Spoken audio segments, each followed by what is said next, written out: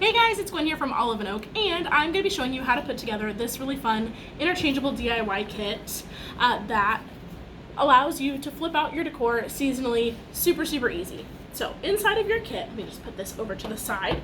Inside of your kit, you're going to find your stand piece, which is super simple. They just slide together just like that. Now you can paint, stain, anything you can think of with this, any kind of color you'd like. And then you'll have the rest of your kit. You'll see your little greenery piece here that's got your burlap bow and your greenery bits. This has a really helpful little piece on the back here. That little square is actually like a big fancy foamy sticker, and you'll be able to pull off the backing, hopefully you can see that, the backing when your project's all done, and stick that on there. So you don't have to worry about staples, you don't have to worry about fancy glues. So you have your greenery piece. You'll find a sponge brush and 2 makeup wedges. These are used for painting your stencils, and this will let you paint the rest of your project. Of course, you'll find your stencils for the designs that you chose. You'll notice that one, you can kind of see it in the video, has kind of this extra clear, probably tricky to see, but this extra clear topping piece, that's going to be your transfer tape. I will show you the easiest way to transfer these, but you're going to use that tape for both stencils, or if you have multiple stencils in your case because you ordered multiple interchangeable pieces, you'll have one piece of transfer tape for every 2 stencils. So I've got my stencils here.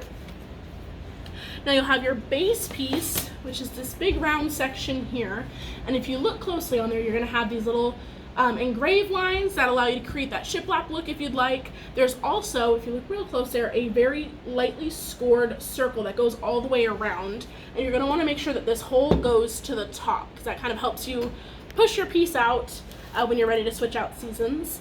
You'll have this piece here, which is your frame, which that circle that's scored on here, that's where that's going to help you line this up and make sure it gets nice and centered on there. The outside of the frame is going to match with that circle score line that's on there. So that's going to be what holds your interchangeable in place. And then of course you're going to have your interchangeable discs.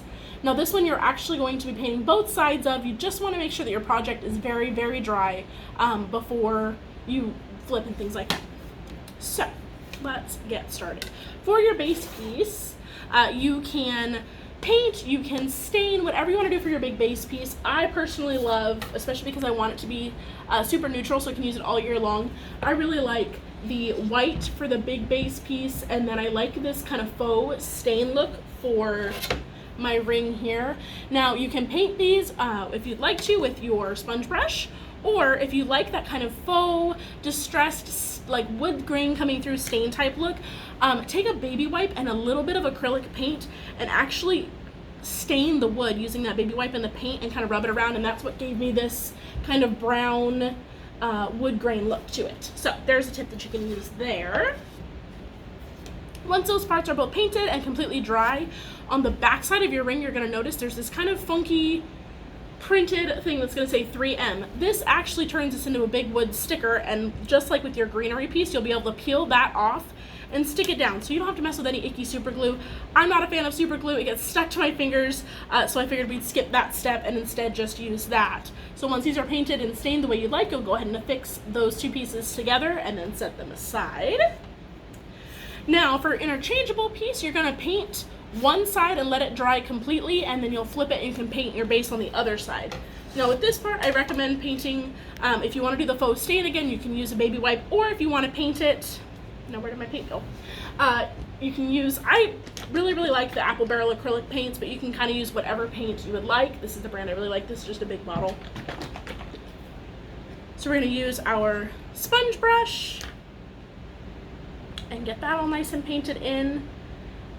If you are someone who likes to multitask, you might even do this part first and then go back in and do your big board piece, simply because then you'll be able to let this dry and then you can flip it over and do the back side while you're painting that piece. Make sure I get this nice and coated white, and then we'll talk a little bit about the stenciling technique and go from there. So all I'm doing is just coating this with my paint. If you want a really deep color, you might do a coat or 2 on there, or if you prefer kind of the more distressed look, you can definitely keep it light. You might even hop on Pinterest and look up some different painting techniques depending upon your style. Now you could get super fancy with it too and add patterned backgrounds. You could use scrapbook paper on there if you wanted to go that route, but we're just gonna go simple with this one.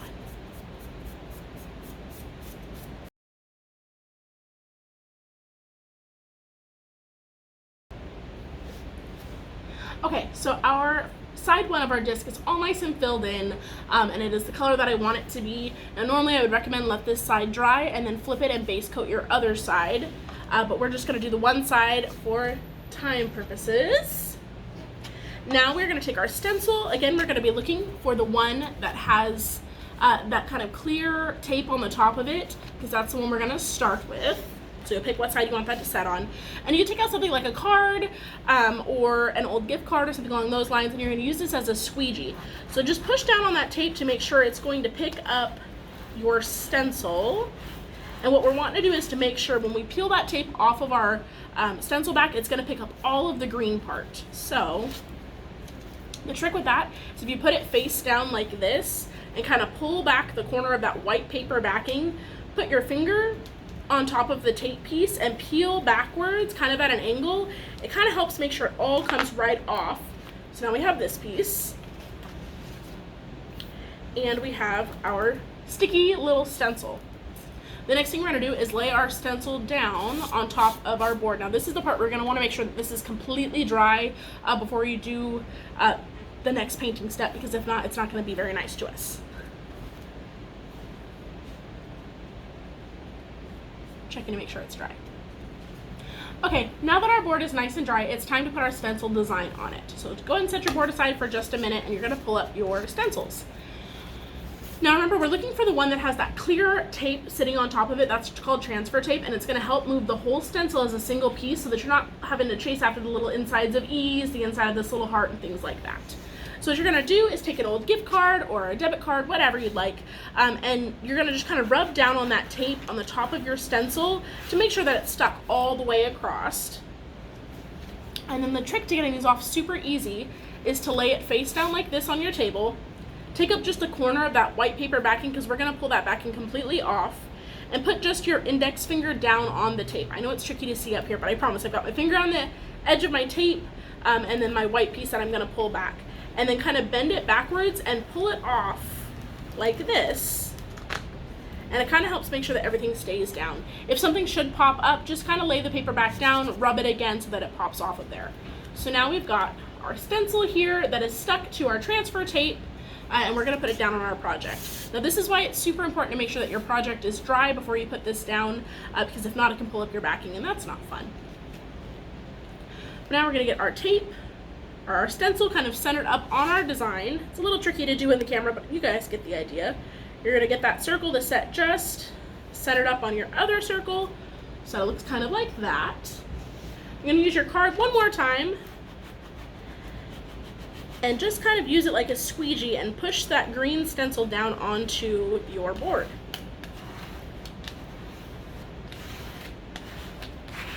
Once you've got it pretty well down, you're gonna take the tape part of it off. Now that part's kind of important because if you paint over the tape, it's not gonna stick to your board.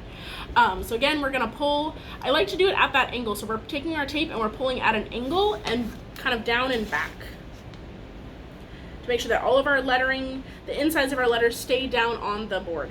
If you should be pulling and a piece pops up, just again, lay it back down and then squeegee over it again so that it stays nice and stuck.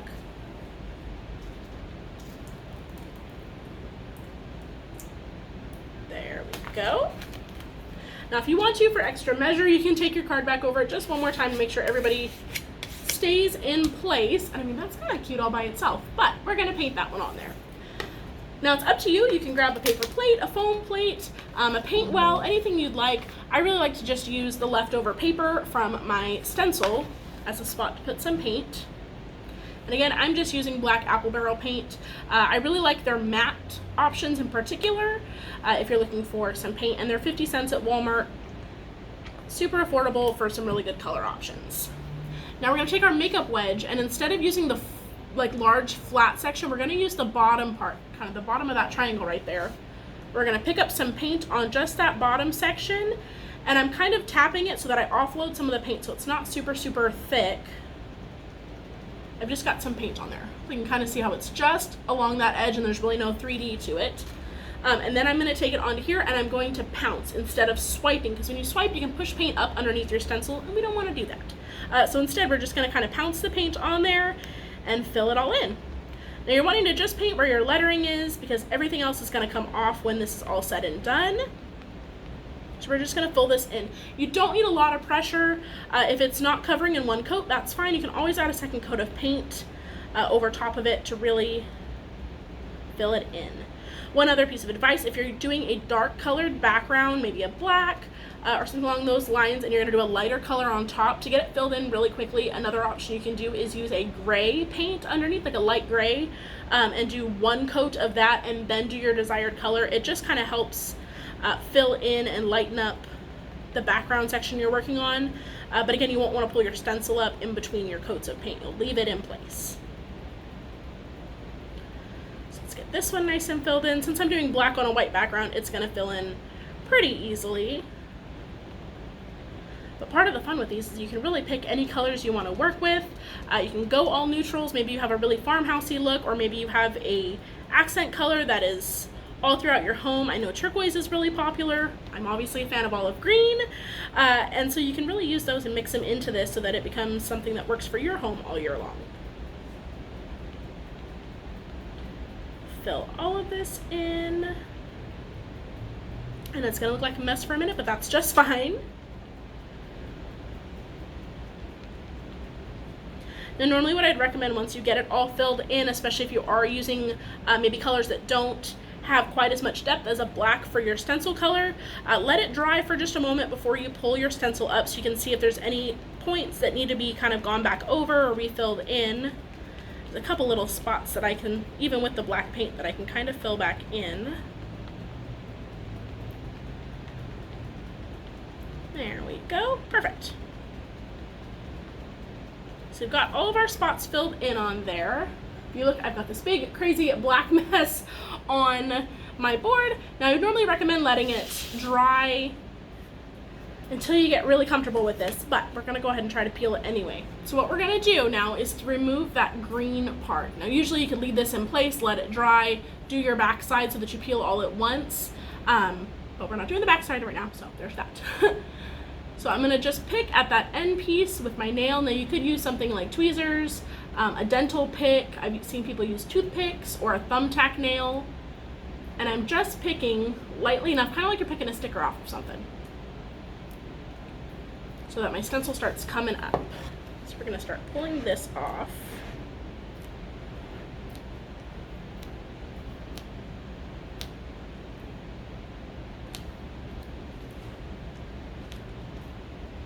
Got my stencil on there, good.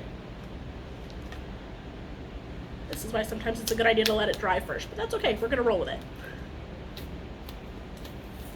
Then I'm gonna start peeling my stencil off. Now there are some parts where it's going to rip the stencil, and that's fine. We can come back in and pick those pieces out individually. I just try to do it kind of with a steady hand so that I'm using the same pressure all the way across my stencil.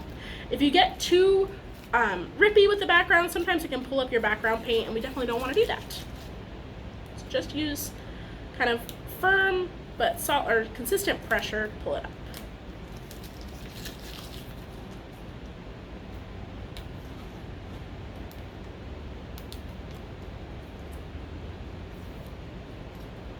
Now that I've got my big piece up, I'm going to go back in between here, and any of the leftover pieces, I'm going to start pulling those out as well. This is where the dental pick or tweezers can really come in handy, because I'm also going to need to pull out, like my E that's right here, I'm going to need to pull out this middle part of my E. And rather than scratching the paint, if I didn't have nails, using one of those tools can really help to pull those pieces off. So you'll go through your whole entire design, pick all your pieces out, and then this side is ready to go.